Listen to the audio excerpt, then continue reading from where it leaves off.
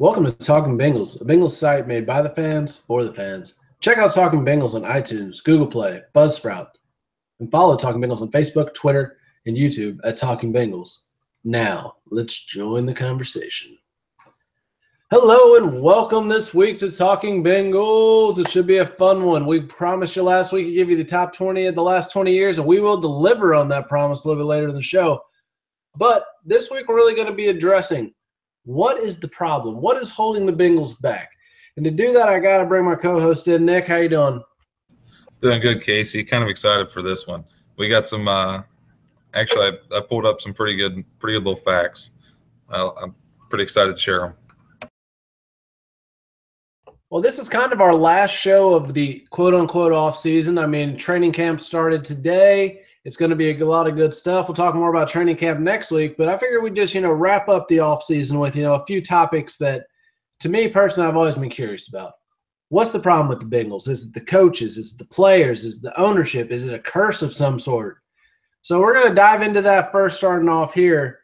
And, I'm going to just open up the field to you first, Nick. What do you think the problem is? Is it the players, the coaches? What is it? I mean, I think that the problem has to be everybody on the team, including the ownership, coaches, players, ownership. I think it all plays into a fact. I'm just going to delve right into the lesser talked about curse of Paul Brown. Some people are throwing out that there's a curse of Paul Brown. There's some numbers. 1968 through 1990.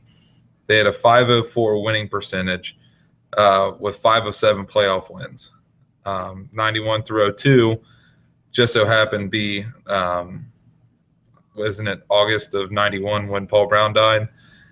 They had a 286 winning percentage through those years and 0 playoff wins. And then 03 through 16 through last year, their winning percentage was actually better than when they won the playoffs. At 533 percentage and 0 playoff wins. So, I mean, you're looking at numbers that show something to me. Paul Brown was the kind of guy that he knew how to get things done, and he made things happen the way he wanted and the way he needed it to happen for them to win. Now, did they win a Super Bowl? Unfortunately, no. They were there twice during him being there, but they were at least there. They had the opportunity. But, I mean, within the last, we'll say 16 years, the Bengals, they've had a fairly decent winning percentage, and they still haven't even touched winning a playoff game. They had 2 playoff games that were in their grasp. First one being in, I think it was 05 when Carson Palmer got taken out by the Steelers. And then this just past – was it this just past year when they had the controversial calls for the helmet-to-helmet contact with Perfect, with targeting, and then the Steelers linebacker taking out Gio, helmet-to-helmet targeting, but they didn't call it. You're talking about things like that, but that also goes into the Bo Jackson. Casey, I think you're a little more excited about the Bo Jackson than I was. Well, I'm definitely a big believer in the curse of Paul Brown, first off. That's something my dad used to always say. We'd leave a Bengals game after just an abysmal performance. And he'd say, it's the curse of Paul Brown. That's what's wrong with them. And I think to a point it is true, the curse of Paul Brown, but that's not the only one. And the one that's been spreading, the Cincinnati Enquirer put up a video about it, is the curse of Bo Jackson. And for the younger listeners out there who have no idea who Bo Jackson is, he was one of the really prolific two-sport athletes, probably the greatest two-sport athlete to ever actually play. And it was a playoff game in Oakland in 91, and Bengals linebacker Kevin Walker just made a routine tackle, and Bo Jackson tried to, pull his leg out of it and ended up pulling his hip out of its socket. And he just never quite made it back to where he was. He played a little bit again, tried to get back, and he just never quite made it. And Lance McAllister, one of the Bengals radio guys on there, he swears that at that day the football gods just, cursed the Bengals. And I mean, I buy into it a little bit because, the Bengals just had such a terrible luck there. But maybe it's just, we were talking about before the show, maybe it's the curse of 91. Maybe, just two bad things happen in one year and it just falls apart. I mean, you got the bad juju lingering after, hurting Bo Jackson and ruining a great career. Could have just been, instant Hall of Famer, one of the best to ever play. And he gets taken out. And then you lose the guy who created modern football, in all honesty. He took it from, a game that was very, unrefined and made it what it pretty much is today. So you lose your founder. And then you also, like I said, hurt a guy who was just like, a god of football and really good at baseball as well.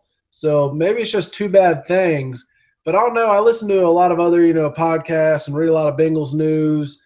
And one thing I thought was interesting, there's an interview with Mike Brown not too long ago. And he said one of the last things his dad told him, Paul Brown told him before he died, was don't draft Klingler. And what did he do? He drafted David Klingler. So maybe Mike Brown is to blame for this curse. He didn't listen to his dad's dying wishes, and that just brought us to this horrible, horrible mess that we've been in for, the last 26 years.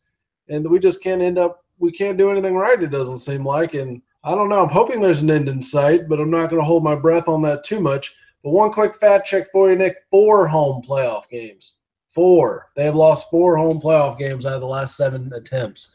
You got any more thoughts on Bo Jackson? I mean, I completely agree. I mean, Lance McAllister went a little bit more at length with it. You had the fumble. Casey, correct me if I'm wrong, but I believe that was Jeremy Hill. And then you had the Geo fumble. I mean, you had games that were legitimately in your hands. And then it was just like all of a sudden, see ya. Game's over, not ours.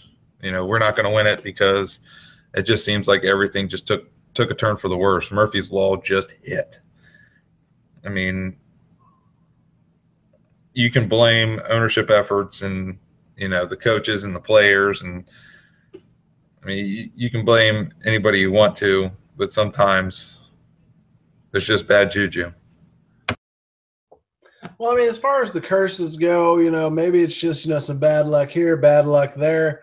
But that Bengals Steelers, I thought 05 was heartbreaking. I was there in 05, watched Palmer, his leg get broken, the Steelers do a trick play, or not leg broken, sorry, ACL tear, and then the Steelers, do a trick play, take a lead, then poor Kitna's just not a good enough quarterback to get it done, and that was just heartbreaking. First playoff game, but, they're going to be back.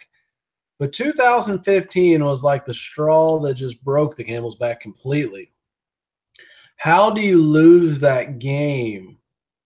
I mean, to this day, and I think until they win a Super Bowl, it is going to haunt me and every Bengals fan probably in the world. Just how do you lose that game? I mean, one of our good friends was at that game, and I remember watching a Facebook video that he was taking to when the Bengals got the ball back, we can't lose. We have the lead. Everything's going great. And the stadium, I mean, is just erupting, absolutely erupting. And everybody's going crazy. And then all of a sudden, Jeremy Hill fumbles, and it's just dead silence. I'm getting goosebumps right now talking about it because it's just, it just burns me up just thinking about it. So there has to be something to the curse. I mean, we got to figure out, at Boone when we played baseball, when you were having a really bad set of games, you'd burn some bats. I'm not sure what the football equivalent to burning bats is, but they probably need to do it. But let's put curses aside for a little bit. Let's talk about the other issues, the problems that we can fix because supernatural entities maybe get an exorcism going in Paul Brown Stadium. I don't know. But let's talk about things that are a little bit more in the scope of control. During the 90s, I think the blame was probably 60% on the ownership for putting, bad players on the field, not putting the right coaching staff together. But then the other part goes to the coaching staff. I mean, during the 96 season when Bruce Coslett took over as the head coach, that was a team that went 1-7, and then they won 7 of their last 8 games. And what does he do? He fires the defensive coaching staff and sets that defense back a couple years. I mean, they were a prolific defense. They could make takeaways happen in 96.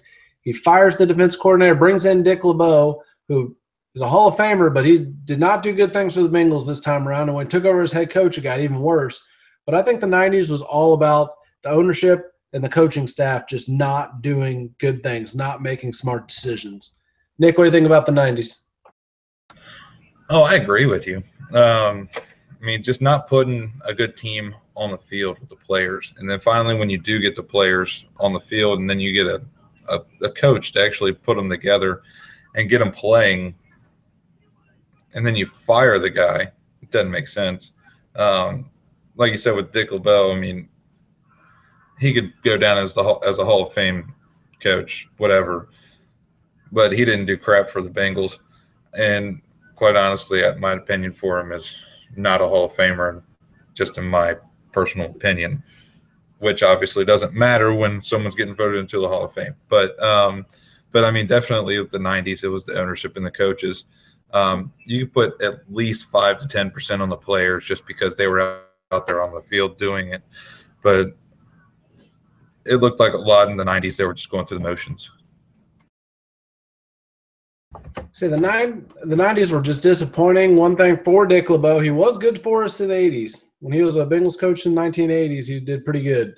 So that's one thing, but bringing him back was just the worst thing that the Bengals ever did. One of the worst things they ever did, other than draft Achilles Smith and a few other terrible players, which that brings us into the early 2000s. I think the early 2000s kind of fall right in there, lumped in with the 90s till about 2003 when Marvin was hired. And as we transition to what was the problem at that point, Mike Brown still is the owner of the team, but he starts turning over the reins a little bit to his kids. Katie Blackburn starts doing a lot more stuff. His son Paul does a lot more stuff. And they just start, the team transforms a little bit. And you bring in a new coach, Marvin Lewis. You get Carson Palmer. You bring in Chad Johnson. And the team it changed quite a bit. That dynamic changed. They were a team that was competing year in and year out. And then after 2006, they lost a couple. They lost David Pollock. They lost Odell Thurman. A draft class completely devastated. So I think at that point, it was on the players more than anybody else. The players were just shooting themselves in the foot. People getting arrested. Chris Henry missing time. Everything else. So the mid-2000s, I think, is on the players. Nick? I mean, I certainly agree with you. I mean, you go from 2003 to 2016. I mean, most recently, just looking at the players, you have Adam Jones showing his backside out on the field and off the field. You got Burfict losing his cool. I mean, you're looking at players who are they might be talented athletes, but they're not having any kind of smarts. I mean, it goes kind of back to what Paul Brown usually did. I mean, he made sure that his guys were on the field on time. There's stories of Paul Brown leaving players that were late to the airport. The plane would take off if they were late. They had to find their own ride, find their own plane, and get to the field and be there on time. If not, they didn't play. And they paid fines to Paul Brown. This is before all the current fine system and all that. I mean, you had a guy who was very regiment. There was I was reading an article about Paul Brown, said he would have been a good general in the Army, just simply because he was a leader. I mean, and the coach needs to be a leader, but also, I mean, there's players that can step up and be the leader that the coach doesn't have to be.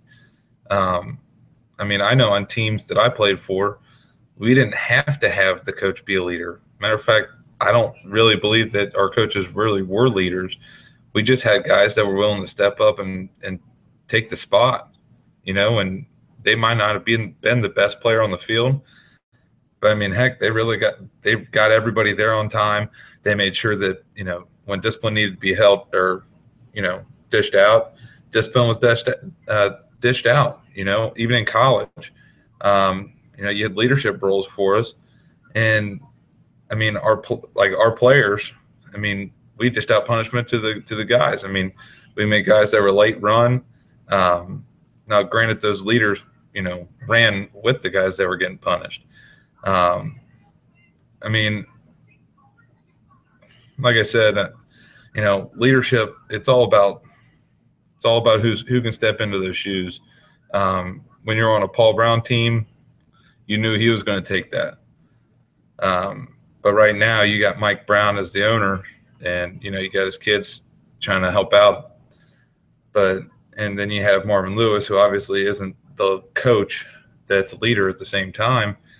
So you have to have players step up, and you have to blame the players in 2003 through currently for not winning a playoff game, quite simply because you have the talent, but you just didn't perform to your full potential. I would agree that it's still the players moderately to a point, but I would definitely say from about 2006, 2007 until 2010, it fell on the players. And especially I remember Carson Palmer's last game as a Bengal, and it really just made me despise him. He had a chance to beat the Ravens. It had been a bad season. Don't get me wrong. It was a very bad season, but he still had a chance to beat the Ravens. And he threw the ball away and then went and shook hands with all the Ravens players at the end of the game. And that just left a bad taste in my mouth. And that was an era we had just dealt with, the cancer that is Terrell Owens the year before. Chad had completely fallen off and, it was gone. And we had watched, a team that was the first real excitement in my lifetime watching the Bengals, other than, 96 was fun because we won a lot of games in a row. But the first really legitimate team, they won the AFC North twice, they made the playoffs twice. They were a good team. You thought they were going to make a Super Bowl run, and then they just fell off. And that was on the players. Dancing with the Stars, whatever. I forget. Chad had his own show. Terrell Owens had his own show at one point. It's really, guys, can we focus on football? And then Carson Palmer got selfish and didn't want to be a Bengal anymore. And that just, it was just abysmal at that point. It was on the players who just imploded. I honestly don't think ownership is making the worst decisions. Don't get me wrong, I've second-guessed quite a few of them, but I don't think at this point, definitely during that era and to this point, the ownership has not always been the problem. There's still probably 35, 40% to blame. But what is the one common factor from 2003 until now, and I think was definitely a big problem during the last, the 5 seasons they made playoffs and then lost in the wild card round, is Marvin Lewis. The two constants that have cost the Bengals those 5 playoff games, Marvin Lewis indecision and, lack of creativity in the playoffs, and Andy Dalton. The game against the Chargers, other than, the Steelers, that game, it's not Andy Dalton's fault. He was injured. That was just a fluke crazy. So keeping that aside, and we'll still blame Marvin Lewis for not being able to control his players. But in the Chargers game, the Bengals-Chargers, I'm this is their year. They, Andy Dalton's got mature. The Bengals are rolling well. This is the 3rd time in the playoffs. This is their year. They won the division. This is their year. And I was sure of it, 100% sure of it. And Andy Dalton single-handedly lost the game. Bad decisions, fumbled when no one touched him. That's probably a game that I hope haunts him. And not to sound mean when I say that, but if it haunts him, that means it's lighting a fire inside him to get better and do better. And he did in 2015. He was better.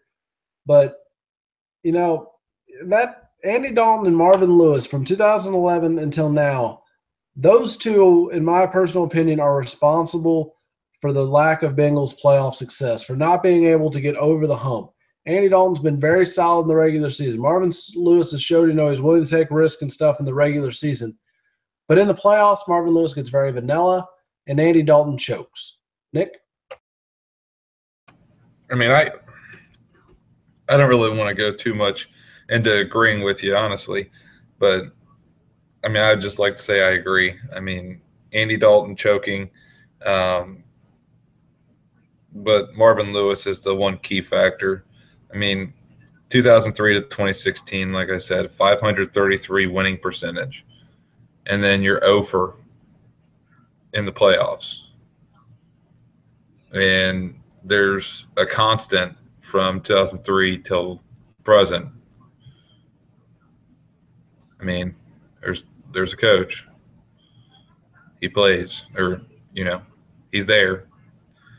You get to the playoffs. You have something that's successful all year long. And you go the opposite direction of what was successful during the regular season. So I would just blame the coach on that one. I would say that the 20 teens is all on the coach. I mean, I agree with that, and I think, but this season, the Bengals are going to make it or break it based on one player, and that's Andy Dalton. If he does great things and he shows up in the playoffs and plays like he can, they're going to be successful if they make the playoffs. But if he shows up and, he's iffy, this, that, or whatever, they have enough weapons. They have enough receivers. I mean, heaven forbid A.J. Green get hurt again or, Tyler Eifert go down for a long time. But they have stocked up on players. They got receivers. They got running backs. They got plenty of people who are quality players. So that can't be an excuse this season. So you know what, Andy Dalton, Marvin Lewis, I think ownership has set you up well enough. So, people are always going to blame the owner, and, that's just part of being an owner. But I think it's really on Marvin Lewis and Andy Dalton this season. So let's see if they can get it done. But as promised, let's move on to a little bit brighter topic, to close us out on this offseason. And let's go to our top 20 player list. So the way this is going to work, Nick and I have both compiled our own top 20 list, a little bit different from each other, but we have agreed upon a top 5 of the last 20 years, and that's from 96 to 2016. So, Nick, I'm going to let you lead off with your 20 through 10 or 20 through 11, and then I'll go through mine. Like I was telling you before we started, my 20 through 11 were the guys that I kind of forgot that I was going to be adding people that, were current playing. And then just simply other guys that just forgot about. But here we go. 20 through 11, we got Jeff Blake, Pecco, Justin Smith, Michael Johnson. Like I said, currently playing AJ Green, and then I really liked Delta O'Neal, Leon Hall, Carlos Dunlap, and another one, Andrew Whitworth. Forgot to add him in the top 10, obviously. Doug Pelfrey. That's 11 through 20. Casey. Well, I know it was hard thinking about this because you're trying to think of just 20 players in the last 20 years, and I kind of agree. The 20 through 11 got kind of hard to be like, okay, is this person better? Is that person better? And I know I forgot one or two. Justin Smith, sorry, you're an honorable mention, I guess, on this top 20. But Cedric Benson at number 20, did good things as a running back, was part of that last little playoff run there with the end of the era there. Robert Gathers, he was mentioned also in the Bengals top 50 by Bengals.com. Jeff Blake, who we both described as a snub from that top 50 list. Andrew Whitworth, sad to see him go. He did a lot of great things for the Bengals. Shane Graham is another kicker who, just did a lot of stuff and was very important.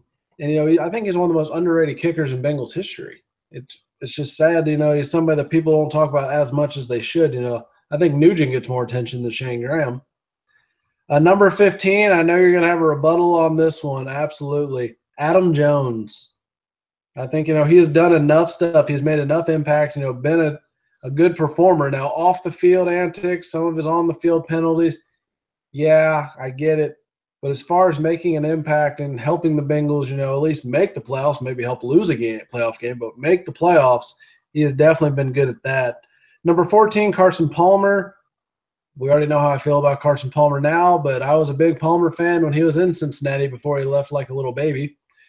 Takeo Spikes at number 13, TJ Hushmanzada at number 12, and Delta O'Neal at number 11. Nick, what's your top 10 look like? My top 10, I had Takeo Spikes. I don't know, just something about him. I mean, it could just be the size of his neck, just how freaking strong the guy was. I just loved watching him play. He was the guy that I looked up to. I grew up playing linebacker, and to be able to play like him would have been pretty cool. Number 9, I got Andy Dalton. Just simply because, he's been a quarterback for the Bengals for how long now? And obviously he's going to be one of the leaders in passing yards by the time he leaves the Bengals. So number 8, Shane Graham. The guy has an 87% field goal percentage with 7 50 yards or greater field goal or Oh, why can't I think of that? Anyways, not he and his point after attempts, 99% of his point afters went through. I mean, like you were saying, underrated. Um, but Shane Graham was definitely a central part of the team. I mean, he had a great year. I can't remember what season it was, but Carson Palmer had a really standout year, and Shane Graham scored a crap ton of points that year. And whoever had him in fantasy was just loving it. Then I have Rudy, number 7. He's a third rusher in team history. He had 3 consecutive 1,000-yard seasons. I mean, I think that's pretty standoutish. I don't know about you, but having a 1,000-yard season is pretty darn good, especially when you play for the Bengals. T.J. Hushmanzada, number 6. I mean, in 2007, he led the NFL in receptions with 112. That's pretty standout for a slot receiver who's not the number 1 receiver. The guy you could throw, it was like throwing a Velcro. It didn't matter if you hit him in the chest, he's still going to catch the ball. Number 5, I had Carson Palmer, simply because he was a quarterback that led us to the first playoff game in 12 years, 12, 13 years. So, I mean, he was the first quarterback to get us there for a while. On top of, single season throwing 32 touchdowns, which is a Bengals record. So, number 4, Willie Anderson. Gotta love big old Willie. 4 straight Pro Bowls. Willie Anderson's the man. Then obviously, Carl Pickens, Casey would love him. 2-time Pro Bowler with 63 career receiving touchdowns, and then he had the team history with 17 touchdowns in 1 season.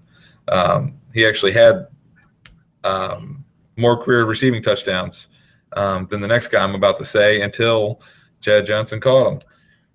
Number 2, Chad Johnson, or Ocho Cinco, or as Lance McAllister would say, whatever you want to call him. 6-time Pro Bowler, 66 career receiving touchdowns. The guy could get open in a phone booth. That's quoting him. Cocky, arrogant, what have you, but the guy could play. So obviously number 2. But my number 1 was Corey Dillon, just because of the impact he had on the field, especially playing for the teams that he played with. I mean, rookie season, standout player, a guy that you just couldn't look away from. He made holes where there weren't any holes. He made big plays out of plays that he should have gotten losses on. I mean, he was an athlete, and unfortunately, he didn't have anybody to back him up when he played. And also a 3-time Pro Bowler and the all-time leading rusher for the Bengals. So, Casey, your top 10. All right, so getting into my top 10 here, Rudy Johnson leads us off. Reggie Nelson, that's a guy the Bengals really missed last year. I mean, he's a force. He was just an absolute force to be reckoned with in the defensive secondary, and I think he should have just knocked that Steelers coach out when he pulled his hair. But, Reggie Nelson was a tough guy. Could create that interception when you needed it. That's what you loved about him. I mean, if you're like, oh, gosh, if we could just get an interception, this game would be, yes, Reggie Nelson got one. And it was just that kind of excitement he brought to the field. And at number 8, we're going with Rich Bram. Just a hard-nosed guy, blue-collar player, and a great player. And then at number 7, we actually have – hold on, I have a typo in here. Hold on 1 second, fans. Just wait for live action here. My number 7, I guess I duplicated and had the wrong person there. So I'll have to come back to a number 7. We got a player to be named later. Number 6 is Andy Dalton, which, like Nick said, he's going to probably lead the Bengals in a lot of stats down the road. Number 5 is Carl Pickens, just outstanding player. Unfortunately, at the end, he only played till he was 30 years old, and he went to Tennessee. Things didn't work out for him. But when he was with the Bengals, he had a 100-yard receiving year, a 99-reception receiving year, an 82 reception year, and a 71 reception year. That's not bad numbers for the Bengals in the 90s. So, I mean, you make playoff or make the Pro Bowl 95 and 96, that's pretty darn respectable, considering how bad some of those teams were. Even the 96 team, you go 1 for 7, then 7 for 8. So, I don't know. Number 4, Willie Anderson. I remember when Willie was playing, one of my favorite shirts at Cardboard Heroes in the Florence Mall said, we got 3 Johnsons and 1 Big Willie. And he was known as Big Willie, and he was just a tough guy, knock people around, and just a good athlete.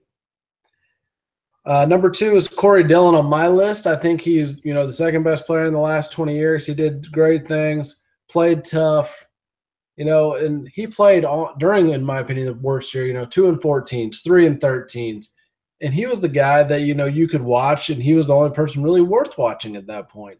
278 yards against the Broncos. The rookie rushing record he set 97.